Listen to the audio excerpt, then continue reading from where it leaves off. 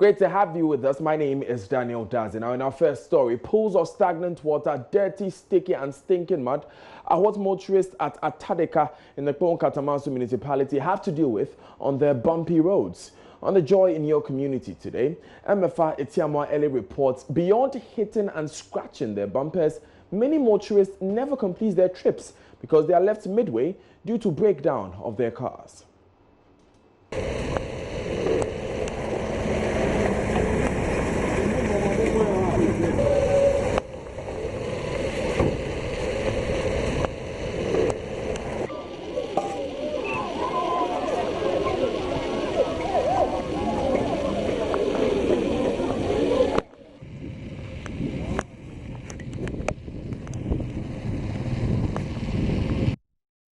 The Ashaiman-Katamanso-Apollonia stretch is the only tarred road for communities along that route. These include Zainu, Atadeka, Washington, New York, Switzerland, Kubekrum and then Katamanso. Ideally, any trip between Ashaiman and Katamanso should last between 15 to 30 minutes. During rush hour, however, commuters can spend more than an hour to cross the 8-kilometer stretch. And for those who want to avoid the 8-kilometer bumper-to-bumper traffic, persons heading towards Tema and Accra are left with the burden of having to drive on the untarred potholes-ridden stretch, which goes through Community 22 Annex.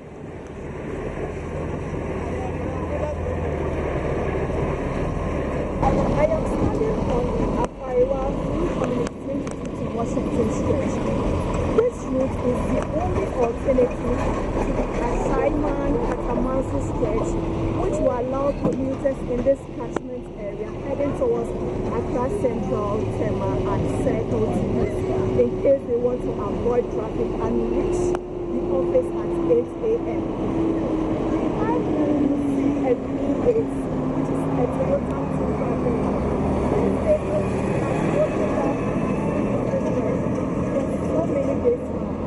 Cases like this are very common whenever the rain sets in around this time. When you go a little ahead of me, you are heading towards Washington. And then when you go behind me, it takes you to Afariwa, then you get to Tema Runabout. The situation is without this route, it means that those who are struggling to make the 8 a.m. time in their various offices would be late. Though a longer route compared with the main road, free flow of traffic is assured on the stretch. It is the reason motorists like this gentleman who work in Tema prefers it to the main road, but certainly not in its bumpy, rough, muddy and clayed state. This is the road I use every day to work. At least around Washington and goes to where you Tema Regional Fire Office every day, meaning 5 times in a week. As you can see, every week I have to go to work, shuffle and those things. Please, cleanliness, please. If you can do so, if you can appeal to the authorities to do something about it. The community link roads are not any different.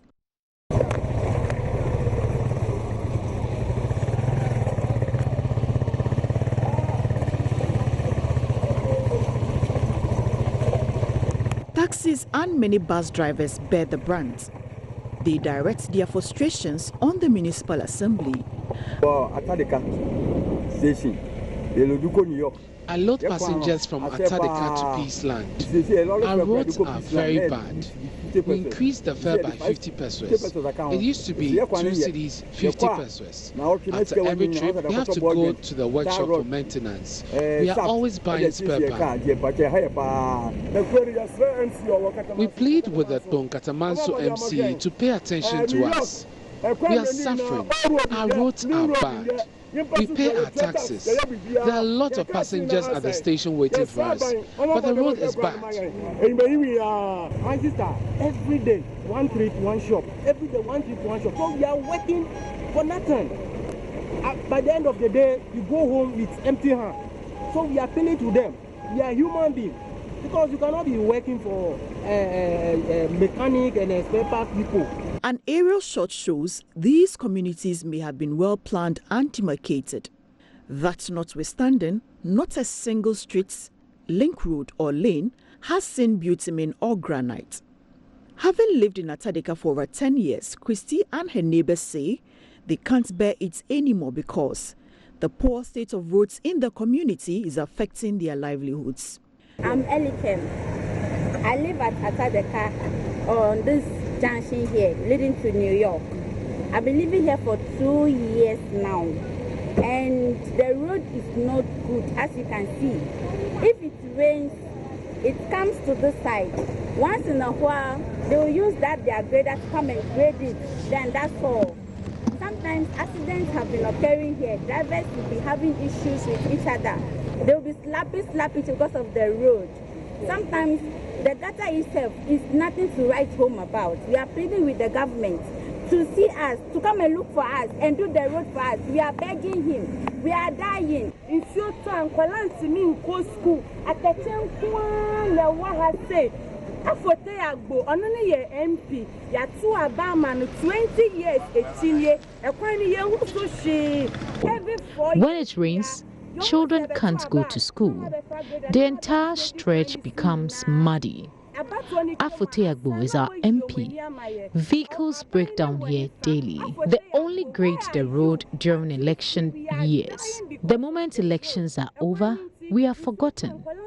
Women and labor deliver in vehicles because of the road. People die on their way to the hospital because of the bad road. We plead with Afote Agbo to fix our roads. I am in Atadeka. We can't work because of the road.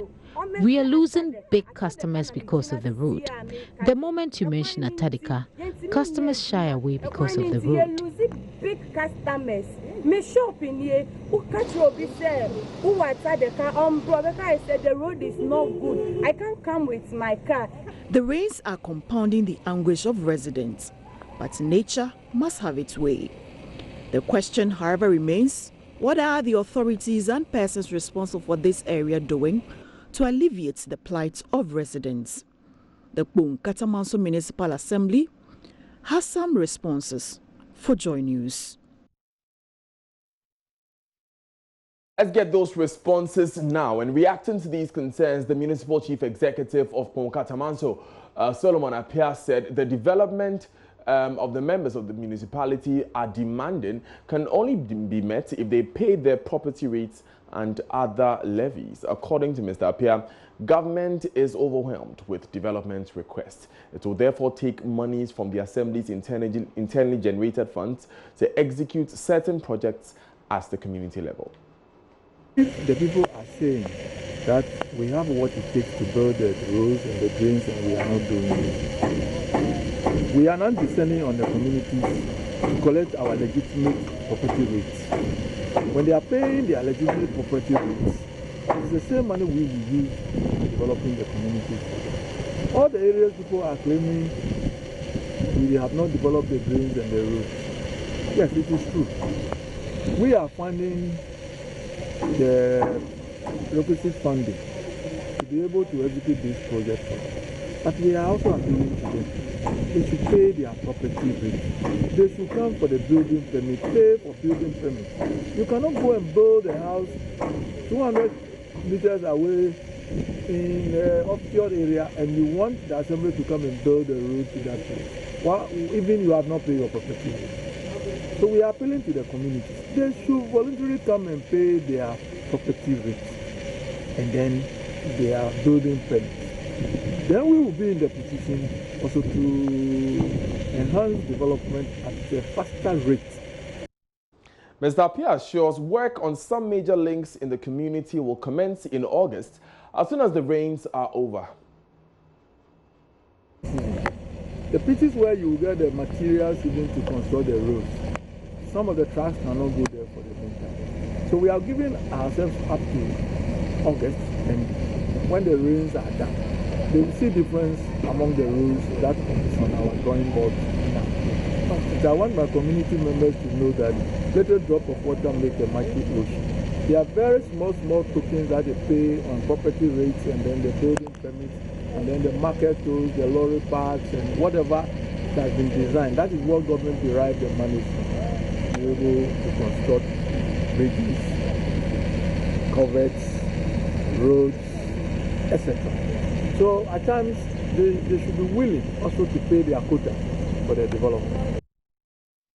Expect more on this story in later bulletins. Now, away from that though, they were never perturbed by their disability when they met. At first sight, they opened the doors of their hearts to love each other, perhaps till eternity. It's the story of Stephen and Agnes, who finally got married after many disappointments in relationships as persons with mobility disabilities.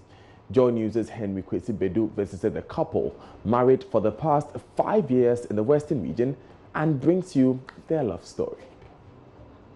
Love brewed from the floor. Meet Stephen Kweku and Agnes Akings, two persons with disability, happily married together and blessed with 4 children, living in a single mud house with their children. I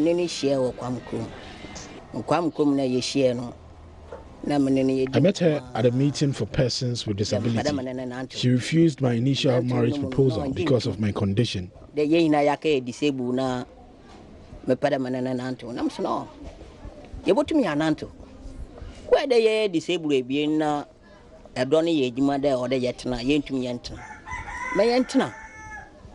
convinced her that God will provide for us. Before tying the knot, both had their separate ordeals in relationships. Growing up, Agnes Aking says she always dreamt of being married one day. Facing vast challenges as a female when it comes to dating, she tells me people hardly looked at her as a person, let alone as a lady or a potential date. Men never had affection for me. Those who did just took advantage of me. Agnes, who had been in a couple of relationships herself, recounts how she struggled after she gave birth with an able-bodied man. I gave birth at the Efian Kwanta Regional Hospital, and I was given 7 pints of blood. The man who impregnated me didn't take responsibility, and the burden was on my mom.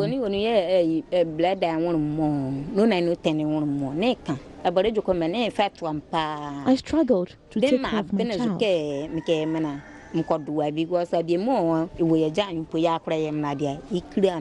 Because of such experiences, spending the rest of her life with someone just like her tended to be an ideal decision. Agnes tells me although her mother disapproved of her relationship with her husband, it was a decision she does not regret.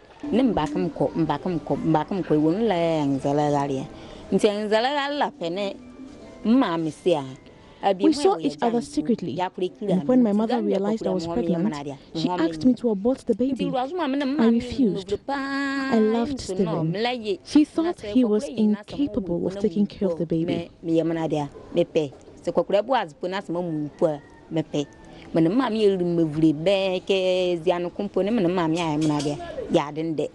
But he didn't disappoint me and took really good care of me. I had vowed to be with him.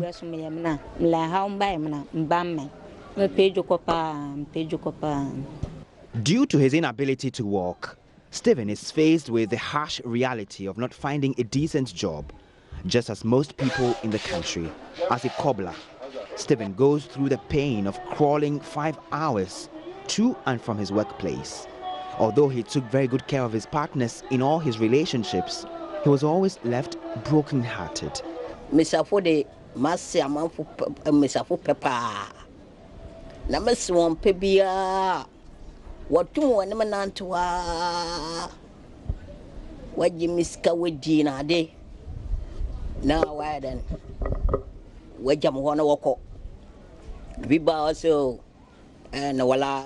Before I met my wife, a lot of women disappointed me. They were only interested in spending my money.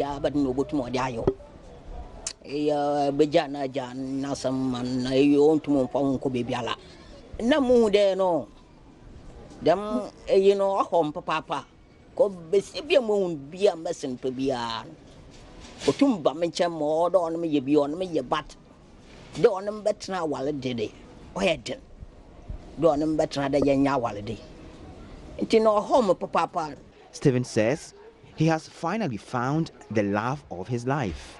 The only since I don't put on my no. Or the me uncle disable me, Naman then. Yet na. Ono mumba my peace of mind. I decided to marry someone who is also physically challenged. Me track many na tamana lobo from the marco. Don't sound on my moon, besabaya many genua. Oma Mecanado, my uncle Ponson. I shall know when young Mayanya. A body in a good year show on cracker. Oh, I mean, manage papa. Manage papa, no. Sabio at TB and Bam life. Mokwejima, Mababatu of ye. Mad automobile matter, or ye the Bama midi. She does all our house. There, Oma Mania. Malankas and Mohatom, papa. Their children are appreciative of their parents' efforts and taking care of them. Mavis and Mercy are 2 of the 4 children they have. I love my mom and dad because they take care of us. I love my parents.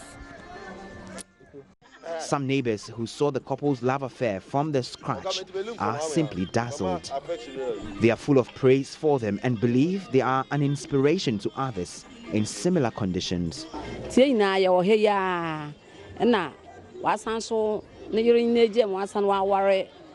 Besia na so sabi ka front the nankasa ma wonyina mu ha movement ta. I am always happy when I see them, and I have learned a lot from them too. Na wonye bi oyeyere fon de na ade chero nko bebi a nti wodo wo papa be se na ba ho wo di do ahan yetu yesre wa yes won show na ahan so efensu a wo do na wo no onye de wo yedi won do na wo yedi sebubu na mo ababo no yedi ababo no yedi na ma nti amete nka de nyankofo bi akwa ababo boa me no no na no ten no se de me so no na ti na yedi sebu na so yedi sebu. I'm surprised. This is my first time seeing 2 physically challenged persons married.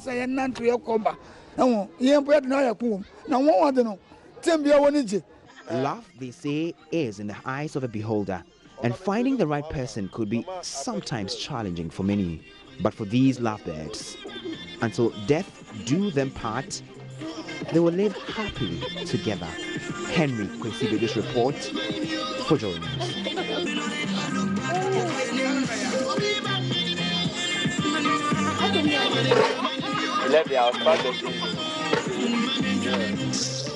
True love indeed has no boundaries. Speaking of boundaries, residents and chiefs of Bimpela, a border community in the Upper East region, fear what has now become a daily confusion over where Ghana's boundary ends with neighboring Togo and Burkina Faso in communities dotted as the borders may escalate into a full-blown conflict. They want authorities to intervene immediately. Mahmoud Mohammed Nuruddin's report.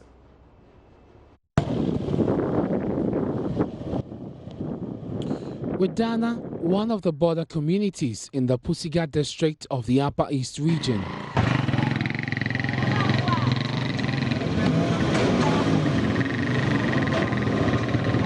At least 15 fuel stations usher visitors on a stretch of road that takes less than 10 minutes to cover, leading to the town center.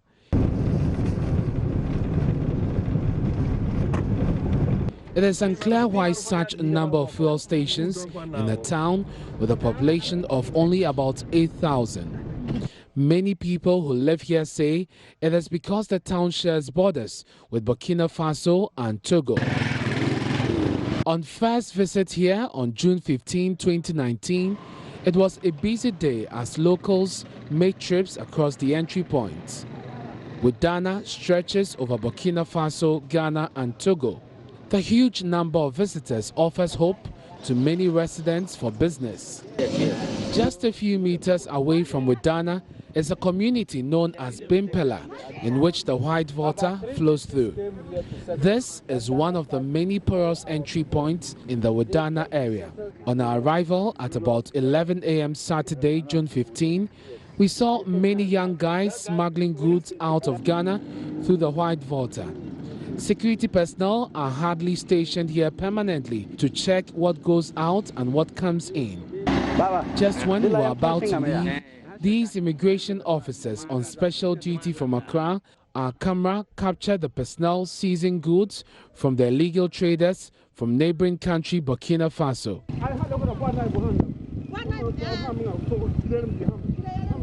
What are they saying? What are they saying? They're saying that this part is Togo.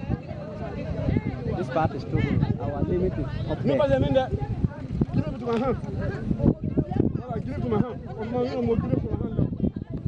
As the motto of the service says, friendship and vigilance, the personnel conducted the operations in peace and with vigilance. That was last 2 years.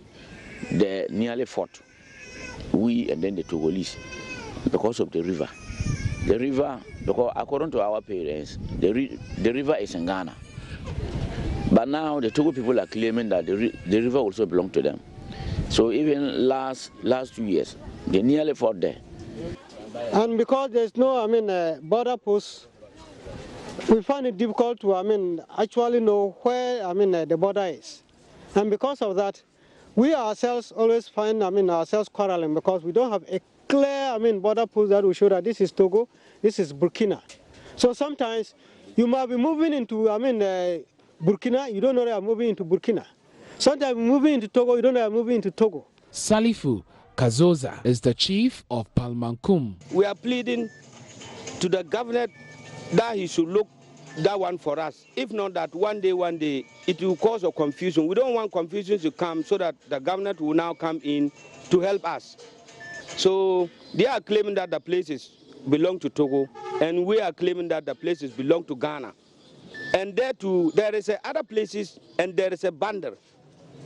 If you go, you see the bundle. There is no any problem there. But the place where we can't find the bundle, that place is a problem for us. This issue has been reoccurring. Zuberu Abdullahi is the Pusiga District Chief Executive. About these issues, we have reported the case to RECSEC, and all other security agencies have reported the case to their authorities. Mr. Abdullahi says a meeting was held for the three countries to look into the issue. He calls for external intervention to resolve the disagreement immediately. The fact of the matter is that today, nobody can be able to tell us where the border lines are supposed to be. It is now discretion. These people would say that, oh, our grandfathers told us that this is where the pillar was supposed to be. And these people also tell us that their grandfathers say this is where the pillars are supposed to be.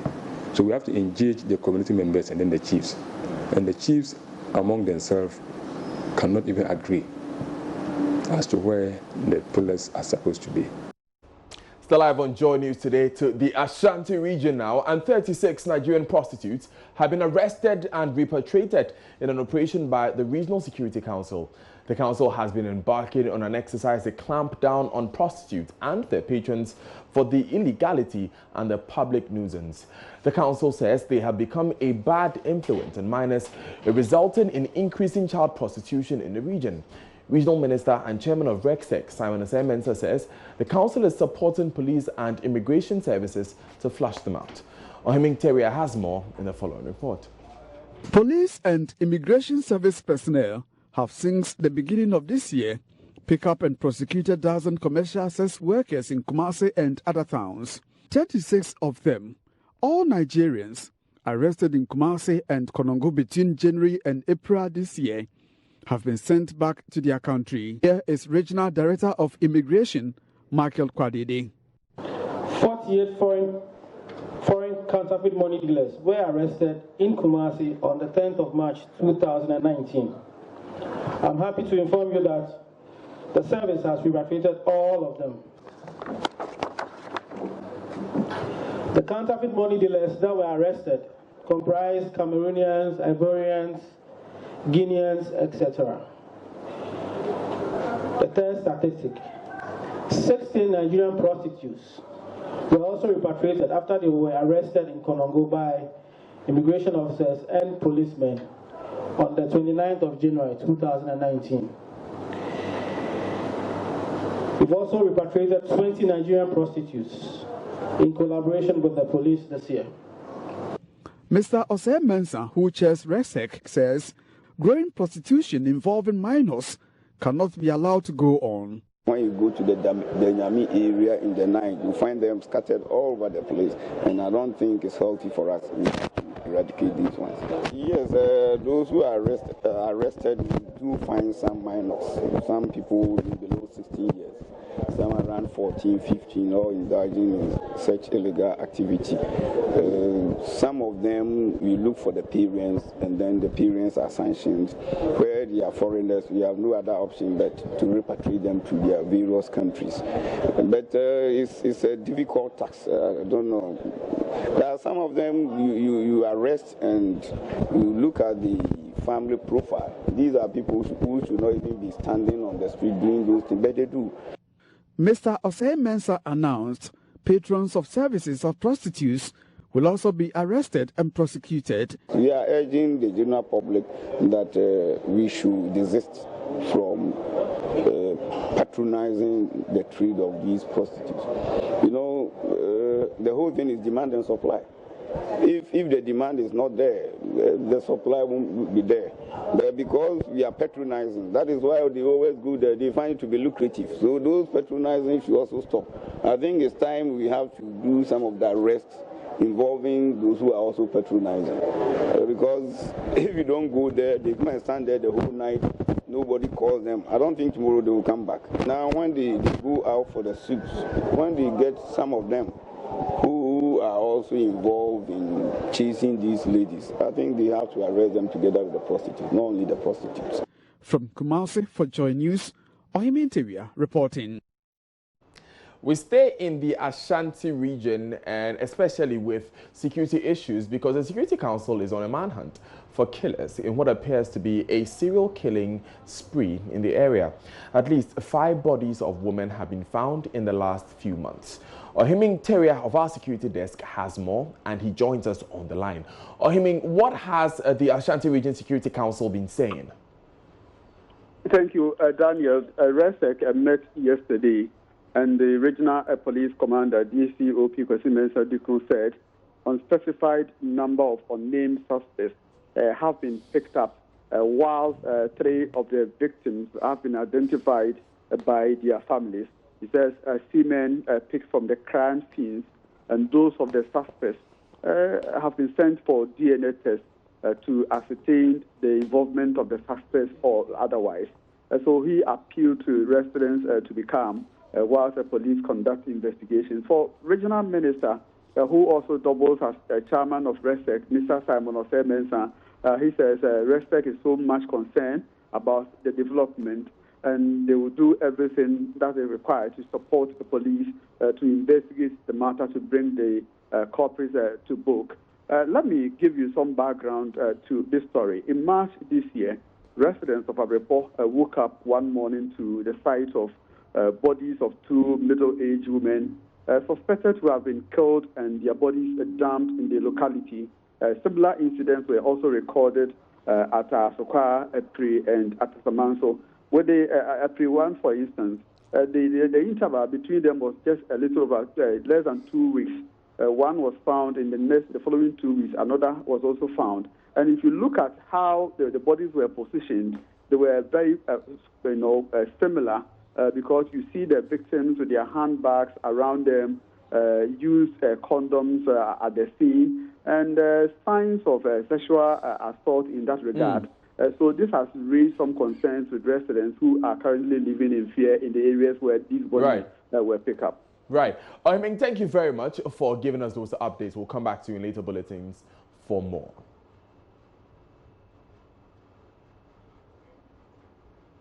Still live on Joy News today with me, Daniel Daze. Coming up in business, Vice President Dr. Mahmoud Bawumia launches Ghana Dual Card to promote cashless system. Daryl Crow has the details.